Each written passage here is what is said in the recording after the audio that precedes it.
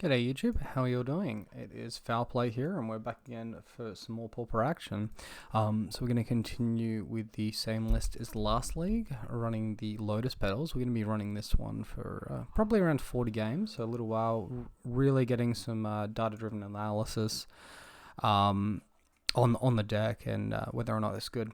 If you want to see more about the deck list or my data approach that I'm mining, check out my previous two videos. They're all about that. So I want to go with the deck unchanged main. Maybe with the sideboard I might make a couple of changes here and there. With the main deck I did however make one change after saying I wasn't going to. I minused the 13th forest for the 3rd Ash Barrens. So one forest down, one Ash Barrens up. Just because I was finding it a little bit more difficult to hit that white mana after removing Commune.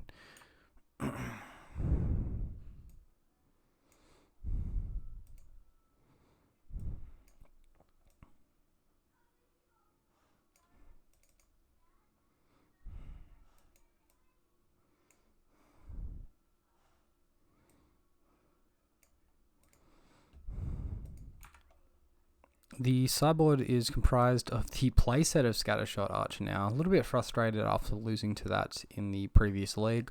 So I minus one gut shot to make the playset of Scattershot.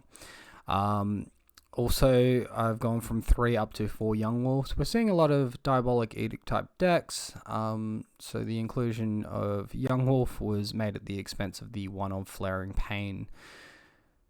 Usual 3 ofs of Standard Bearer and Crimson Acolyte, which have both been pretty strong for me so far. Okay, welcome back for the first match. We won the die roll. No creature in this hand, so we'll be throwing it. It's looking a bit better. We'll go ahead and keep. And there's not a huge advantage to Lotus Petal specifically here, so I think I might actually just throw that one back.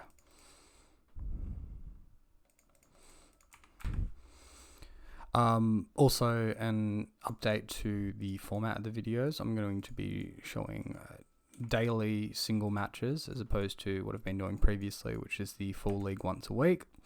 So it should mean 2 extra games a week if I manage my time correctly. And yeah, just a slightly different format for you all. So it looks like we're versing a Dimir artifact deck at the moment. Opponent could potentially have red in there at the moment, but we obviously have not seen that, so let's go ahead and throw down our entire hand. If they blow us out with a Shaman, I guess they blow us out with a Shaman. Play out the Lotus Petal because Duress could steal it, and why not play it? Alright, so opponent does have the red mana into Thoughtcast. This is potentially very, very scary, so I mean, let's just play as if they don't have it. I don't have another line, really. Alright, so Mirror Enforcers into Reckoning Bargain, sacking the Iclaw Wellspring. So I guess they don't have it yet, but Shaman into an Edict effect would have been good enough. Currently, opponent is going for damage control a little bit. Galvanic Blast on the token. Does that mean they don't have main deck Shaman? Unsure. Let's put them before and pass back.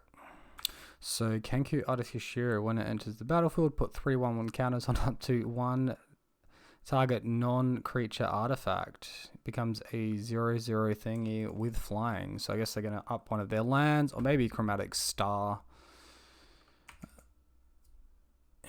Interesting, he tapped this way instead of putting it on like a Vault of Whispers or Seat of the Signoid. We'll let this through. We're nice and healthy. Our opponent's low. We lose to pretty specifically Edict. Got a free roll here.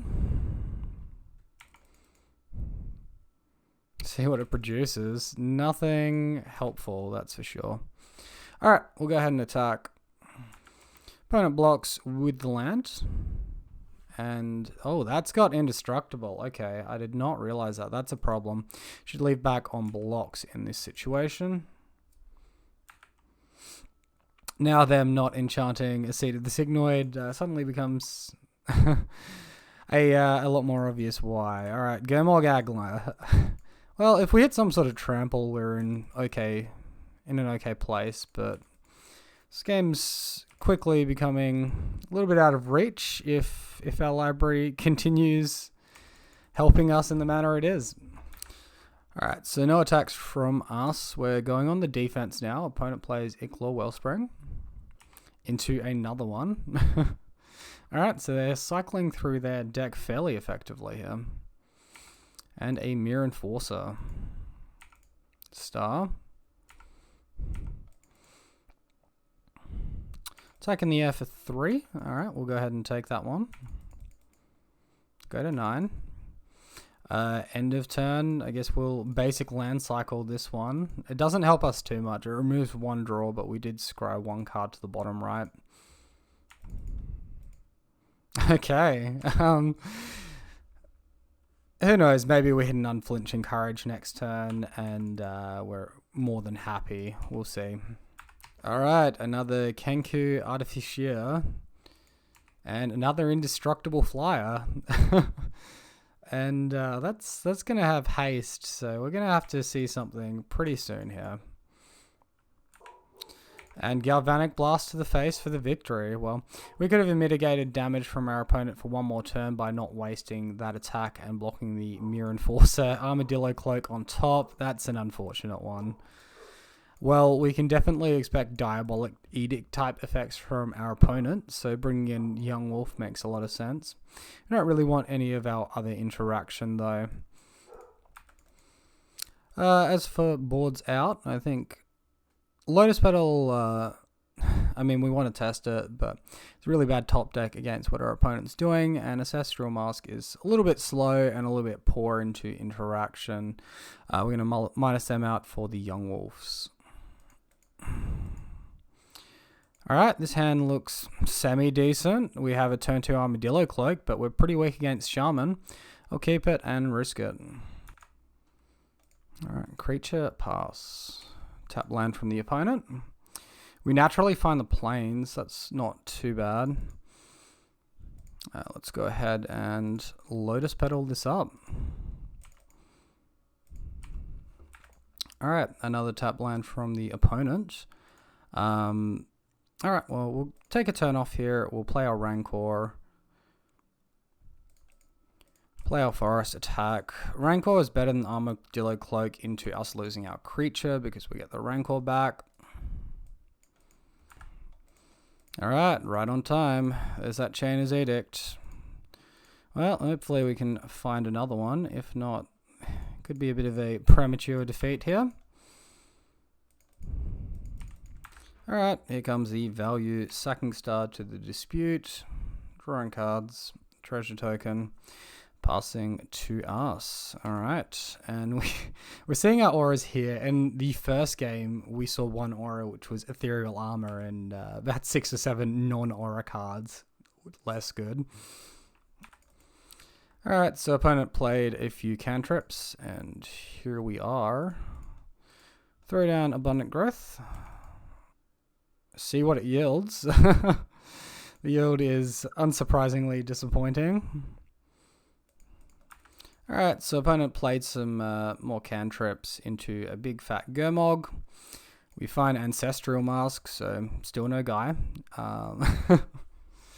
If they've also gotten to the point where they can flashback Chainer's Edict, that is sorcery speed, however. I mean, technically we can win this beating 1 Edict effect, but a 2nd Edict effect will likely just end us, right? Alright, well, our deck is absolutely no help here. Alright, so another Artificier, another fat Alpha Strike, and that's going to be enough from this. Well, Bogles continues the age-old losing to itself, so that's an unfortunate one. We're going to have to move on to the next match. If you did enjoy the video, guys, be sure to like, comment, subscribe, all that good stuff. If not, and you enjoy watching me lose, I mean, shoot the same down below. Have a great day until next time, and I'll see you then.